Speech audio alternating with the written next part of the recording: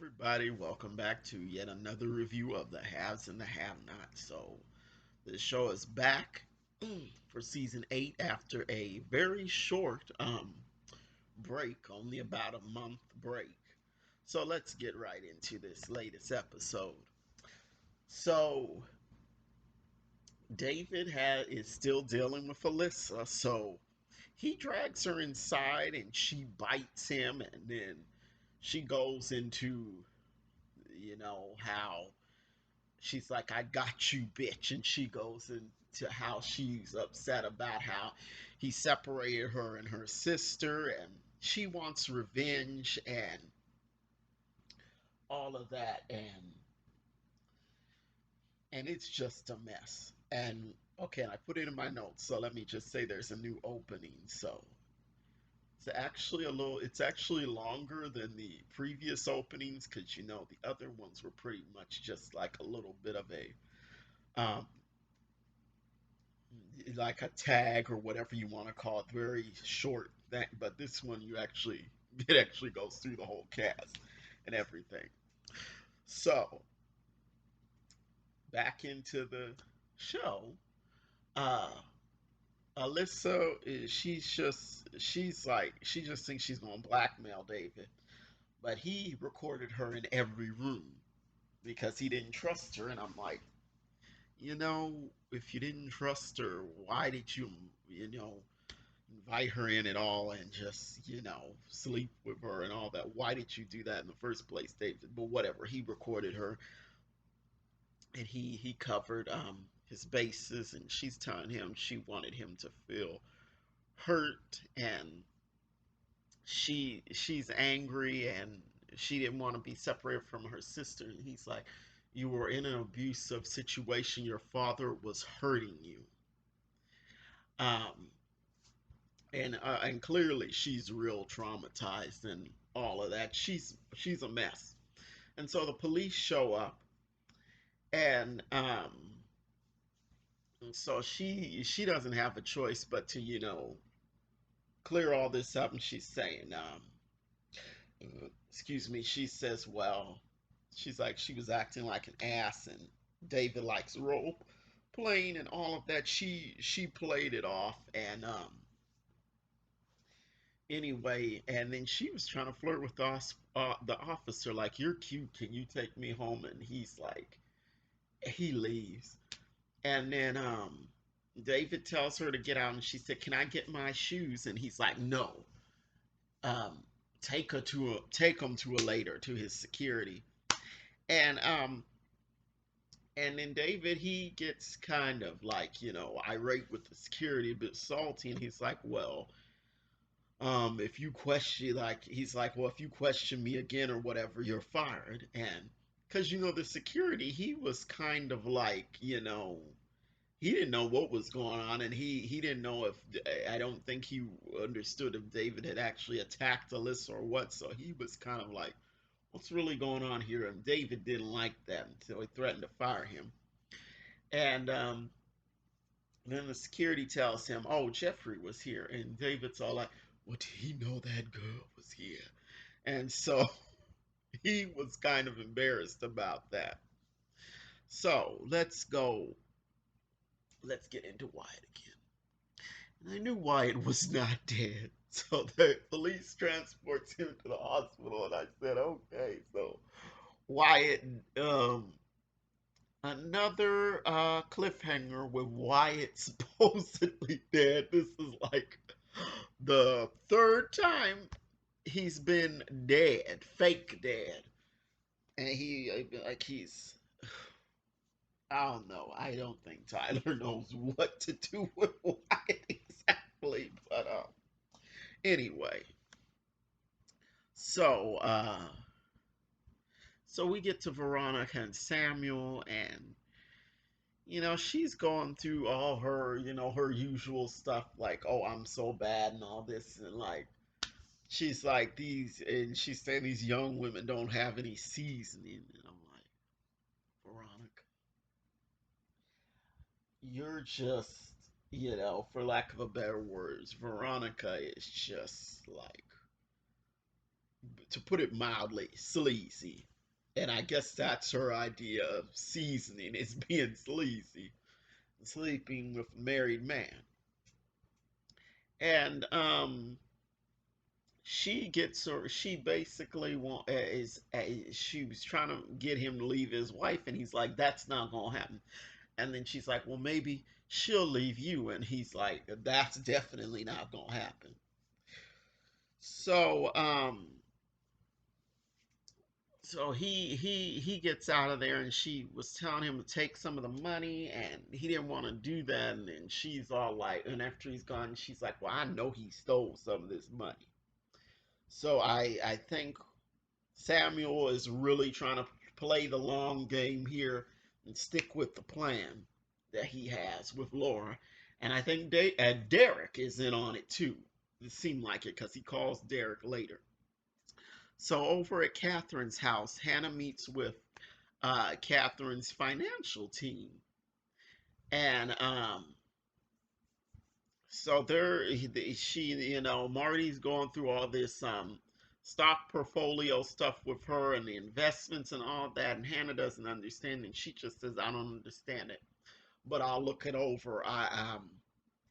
And they're trying to get her to sign stuff, and she's not going to do it right now. She says, "I need to look it over. I need to talk to Catherine and look it over." And it's stuff that supposedly needs to be signed immediately, but Hannah's not doing it. She's like, "I need to look this over and talk with Catherine." And Catherine, her financial guys, they're trying to steal from her. And they get outside, well, we need to have her declared incompetent so we can, get to this money, because that's basically what they're trying to do. They're trying to steal Catherine's money.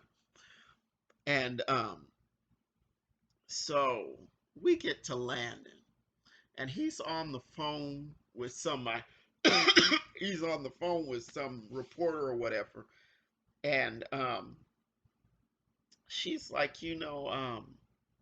what she's she's trying to figure out exactly what Landon wants her to do, and he's trying to get her to talk to Hannah. And she's like, "Do you have a tracking device on this woman's phone? Are you tracking her?" And he's like, he doesn't really answer that. And she's like, and she ends up calling him I don't know, for whatever reason she ended up calling him a slut. I don't know what. I don't know. Maybe we'll find more about what that was about later. And so Oliver was in the room, and so they go their usual back and forth, back and forth, back and forth.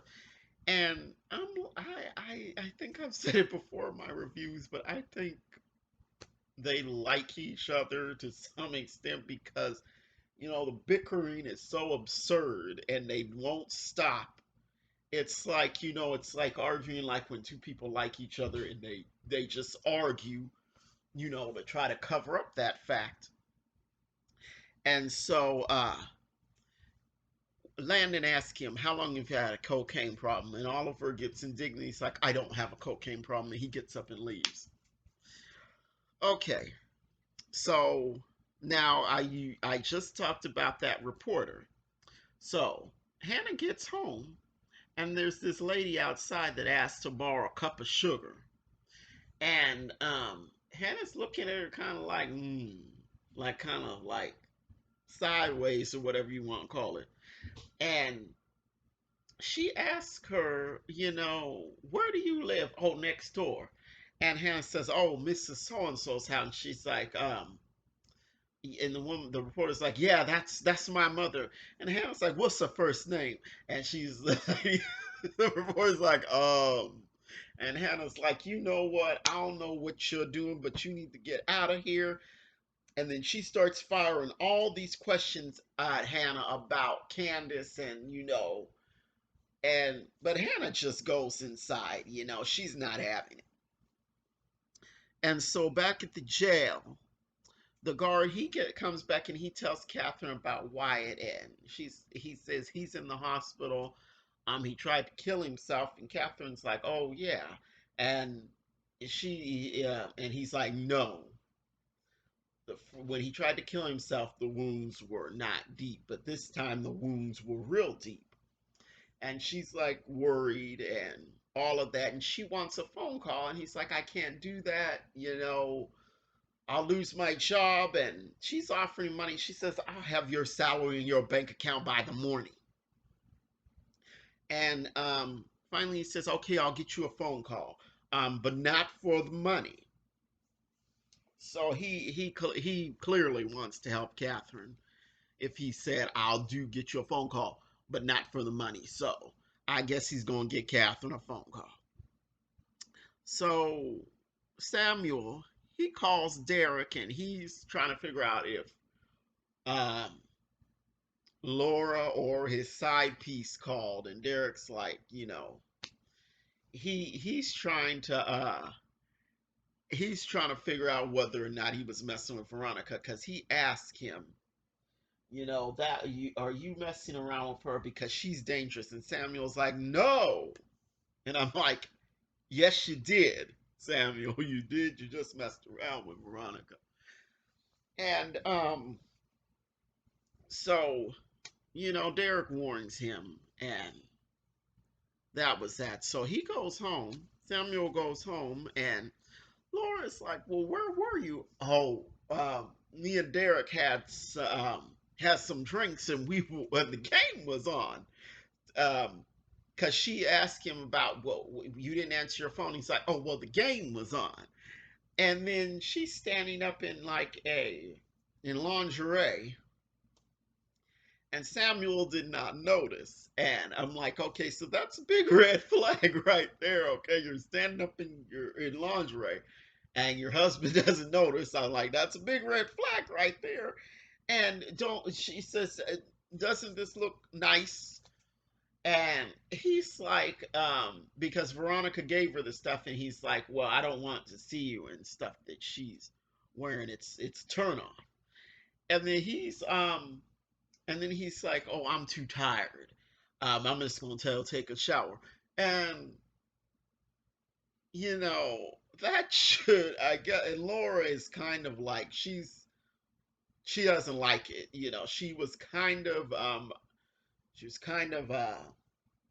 irritated about it, you could tell, because that is a huge red flag. I'm like, so your husband comes home, you're in lingerie, and he says he's too tired. Yeah, red flag. Okay. Um, so Al calls Hannah. That's the guy that had, come and help her look over the financial stuff, or giving her some tips about it. And she answered the phone, and she said Candace. She thought it might be Candace, and she said, oh, well, my phone's cracked, I can't tell who's calling. And he's like, well, you can get yourself a new phone because you're the executor. And she's like, that's not funny, this is not my money. So Hannah really is not playing around with this situation. She wants to do all this on the up and up and handle Catherine's affairs properly. No games or, you know, sneaking any money or skimming or any of that. She's going by the book. So he still wants to take her out, but she's, preoccupied with all of Catherine's affairs. But she seems open to going out with him. So over at the White House, and like I said, the whole situation with Charles, it's very tedious at this point. He's talking about he had this weird dream about Candace and all of that, and it just is. But the gist of it is he wants Landon to call Candace, because Landon had, he had talked a little bit about a Candace, and he had kind of made up some things that she supposedly said about Charles. But anyway, So I guess Landon's gonna get in contact with her because Charles misses Candace, and I'm like, I don't know how you expect to get her back after you had her thrown out of your home and in the worst way possible. Anyway, so at the end, Hannah is at Catherine's house and she's startled because she hears something, and so it's Derek. He comes in and I'm like, Derek, leave this woman alone. She know there can be nothing between you. Just leave Hannah alone. So that was the episode, and what from what I saw in the previews, what I really want to see is Wyatt telling Jeffrey, I don't want to be your friend anymore. I want to see where that's gonna go. Because it's about time that Wyatt, told Jeffrey where to go. Because Jeffrey has not been that great of a friend. It seemed at some point that Jeffrey, and this was just my idea of it, my perception of it, that Jeffrey wanted to, like, okay, you be with me the way I want you to be with me, or we can't be friends at all. That's where what I got from Jeffrey, and we know from the beginning of the series that Jeffrey set a lot of Wyatt's unraveling in motion by that stunt he pulled with Jeffrey's old girlfriend, and all of that. So that was the review.